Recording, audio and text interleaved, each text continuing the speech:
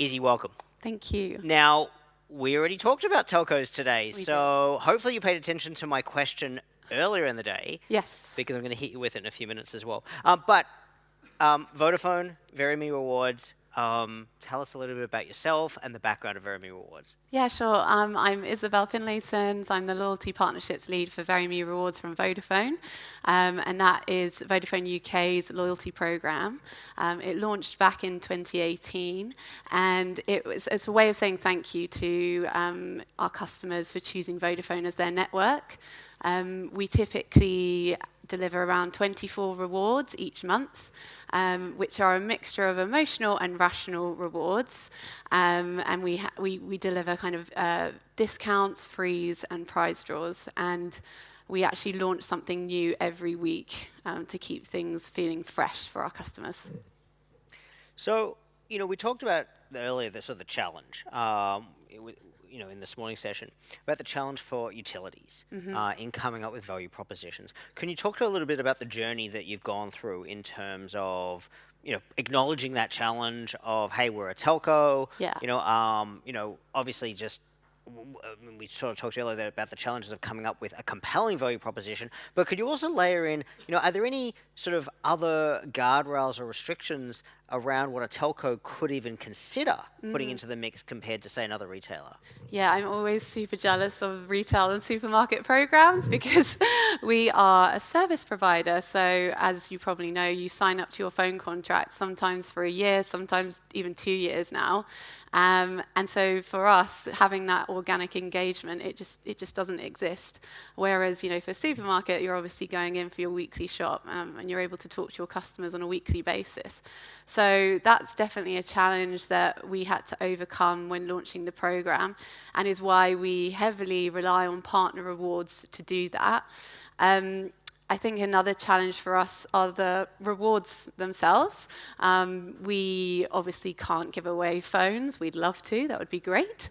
But even the pool of prizes that we can give away is kind of closing in, because before we were able to give things like free data, now you can get unlimited data contracts.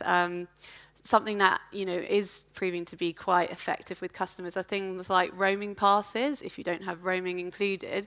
But then we have to be really careful about when we give that roaming pass to customers. It has to be relevant to when they're going on holiday, and they have to be able to use it at that particular time. So it's quite nuanced. And obviously, kind of McDonald's, for example, they can very easily just kind of give away free food menu items.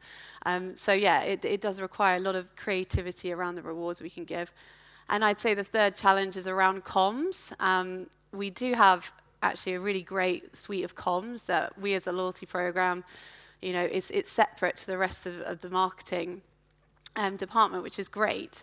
However, we are competing with service network messaging, and also Apple love to do a last-minute release of an iPhone, and that can completely knock out a campaign that we might have had planned for a couple of months. For many programs, particularly in the retail space, in simplistic terms, I mean, we talked earlier about there's connecting the dots, and completing that data picture is an important aspect of loyalty programs. But in the most simplistic terms, RFM, recency, frequency, revenue. Do those things apply in the telco space, or what looks like success to you?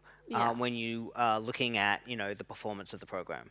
It's definitely engagement. So if we can keep customers engaged and happy, they're less likely to switch networks at the end of their contract.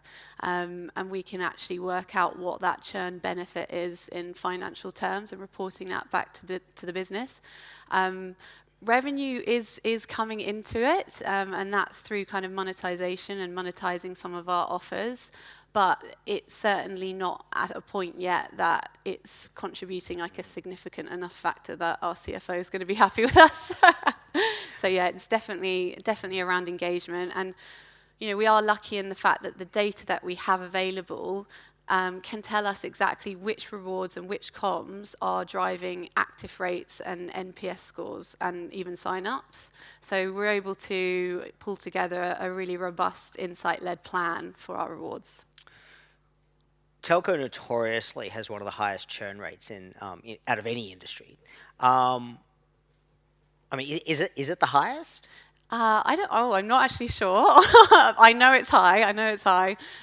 We have a lot of different networks in the UK, especially, and there's some really low-cost competitors like Labara, and it has actually forced us as a company to create kind of more competitive products. We are one of the most expensive in the UK.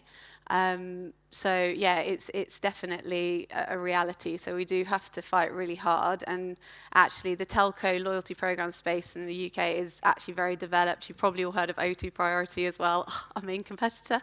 But they keep us, competitive. We both have to make sure that we're coming out with new rewards and experiences that are differentiated from the other. Keeping in theme with commercial goals of the program, obviously churn is high.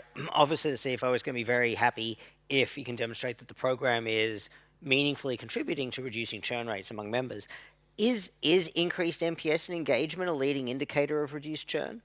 Yes, yeah, for us it is. Yeah, we're able to actually, exactly kind of calculate how much benefit we as a loyalty program are in retaining customers. So yeah, it is a key metric for us. And you mentioned earlier about partnerships. Can you sort of paint the picture for us a little bit about how partnerships look, again, in sort of the telco environment, which is a little bit different to, say, if you're an airline or a major retailer, for example? Yes, sure. Well, this is my specialist subject. So, yeah, we have worked with Mando Connect since 2018, and they've helped devise our partner reward strategy right through to the execution of all of the rewards that you see on our program. And as you'd seen, their partnership with YouGov allows them to uncover insights on our customers, and they're really granular insights to the takeaway provider that our customers love, to how much they spend, how often they eat takeaway. So from that, they were able to kind of identify what are the key interest areas, and we were able to devise some strategic partnerships off the back of that. One of them being cinema, which I know you didn't love earlier, but our customers love them. Well, I think everybody does love cinema. That wasn't the point, but I think no. But I think the reality is that if you're building a program, particularly in a restricted environment like a telco, and the best you can offer is go through all the effort of download our app, sign up, sign in, complete the tasks or whatever, and the best you might be able to do is earn a couple of free movie tickets. Yeah. It's not really compelling enough to get that critical mass. No, you're absolutely right. It has to be a mix of rational and emotional. Our kind of key strategic partnerships, so we have a partnership with Odeon, where we offer the market leading offer, 2 for £8 cinema tickets. We have a partnership with Costa Coffee, which is the leading coffee provider in the UK. Sorry, Joe and the Juice, I do really love your brand as well. But we offer £1 coffee, and actually what's so interesting with that is we see the same engagement rate on a £1 coffee as we do a free coffee, which just goes to show actually how expensive coffee is nowadays. And then we also have, money off days out, as we have quite a family audience, as well as discounts off dining rewards as well. Where we bring in the emotional aspect is through our gamification, and I would say actually out of the telcos in the UK, I think we are sort of leading in this area. We have kind of 3 different gamification devices that we use. One of them is the good old spin to win. It works. People love it. It's a thrill. And actually, we sort of tested different durations of spin to wins. One was sort of 2 weeks, one was 4 weeks. And I was sort of thinking, actually, are people still going to be spinning by the 4th week? But they were. We didn't see any kind of fatigue on that. So, some really interesting insights there. Obviously, we do an instant win as well, kind of giving that instant gratification. And then the third one is visit to win. So that actually means every time you come into the app, you get extra entries into a prize draw. And we did some really nice work around kind of travel within that space, because obviously that's very emotional, aspirational. So in January, we did a 4-week campaign, which was an around the world theme, and it was once in a lifetime holiday. So you could go to Bali, Bali, the Maldives, Thailand, and all you had to do was come into the app every day. Really simple, but really effective in driving engagement for us. We might have to talk about spin to win tomorrow. I think we have a session on gamification, but it's interesting. A quick show of hands. You guys know I love show of hands. Who does spin to win in their programs? As a consumer, who loves spin to win? Yeah, Matthias, I knew you were gonna, My name is Matthias, and it's been one day since I played a spin to win. But on coffee, I think the point you're making is that I think we all agree, especially this time of day, coffee is a major food group. Yeah. Well, I think it's what Nikolai was saying. You will go and get your coffee every week. You could go every day to get your coffee. So it's one of those benefits that people just really enjoy. We talked a little bit about the commercial goals of the program, so some of the challenges.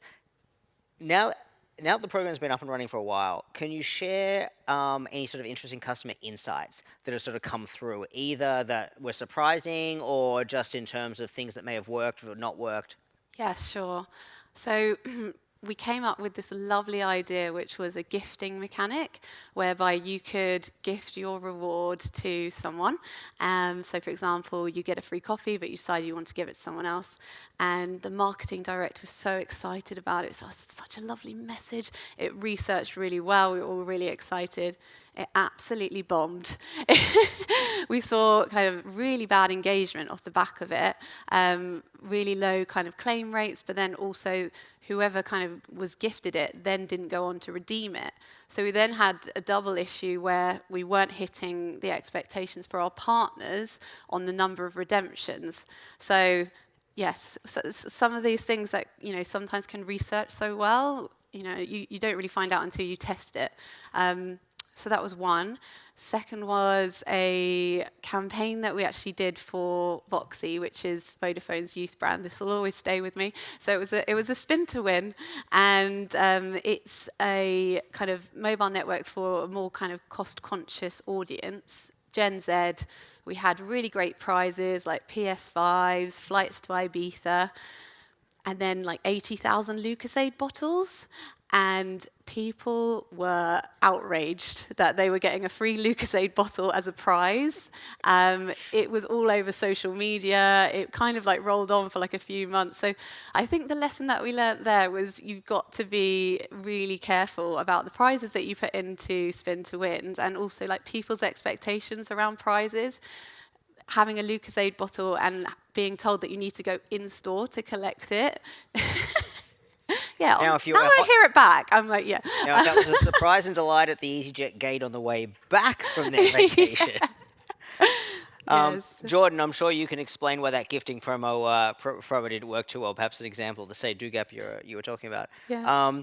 Those are fantastic. What about some of the things that might have surprised you? Any sort of rock star metrics that you're just like, wow, Yeah, I mean, we are the official mobile network partner for Glastonbury Festival, and as well as Wimbledon as well. So we always see like fantastic engagement off the back of those prize draws that we do, because they are literally money can't buy tickets. You cannot get a Glastonbury Ticket Festival. So that's always great to see. And I think, recently, I think it's just about being relevant. We ran a World Book Day campaign on the 6th of March, which was win 1,000 times £10 book tokens. We had to stop the comms because it nearly broke our platform from the amount of people coming into the app to play. So, kind of didn't think that would produce such an epic result, but it did. So, I guess just be really relevant with your rewards. And then, if we're not talking out of school too much, because everyone always sits up here and we always say all the nice things. But some of the challenges in a large organization such as Vodafone, I'm sure there's been some internal, what's the diplomatic word we could use? Discussions? Yes, hurdles. Indeed. Well, yeah, it would be interesting to know actually and speak to some other loyalty program owners later. We sit within base marketing, not in brand marketing. And I think that has been a challenge for us. Like, we do have an awareness problem in the UK. And so I think that's something that, we really need to kind of work on and improve to, yeah, just try and kind of get our awareness up, really, because the people that do know our programs in research love us, but it feels like we're not really tapping into the full opportunity of acquisition and acquiring more customers. We're almost at time, but does anyone have maybe time for one quick question? Anyone have a question for Isabel about Vodafone? No? Everyone's still awake? All right. Well, Charlie, I knew you'd have one. If you could do one Super Dream partnership and add it in, and again, no budgets, no constraints, no nothing along those lines, what would it be? Oh, Charlie, thanks for that Your awesome Super question. Dream partnership. No budget. I think it would probably be. It's hard for me because Glastonbury is my dream partnership, and we already work with them. I think it would probably be someone like Nike, because it would just be so great to work with like a super brand like that, to be able to kind of unlock not only like their shopping offers, but I guess like more of the emotional and the aspirational experiences. So, I don't know, like meet and greets like with their athletes and ambassadors. Something like that would be awesome. Terrific. Well, thank you, Isabel. Thank you. Hopefully everyone learned a little bit about the Veryme program. And I guess we're going to hear from you again tomorrow, so we look forward to that. And I think Pavel and his team are coming up for the Loyalty Repair workshop now. Last one, and then booze. Thank you. Thank you.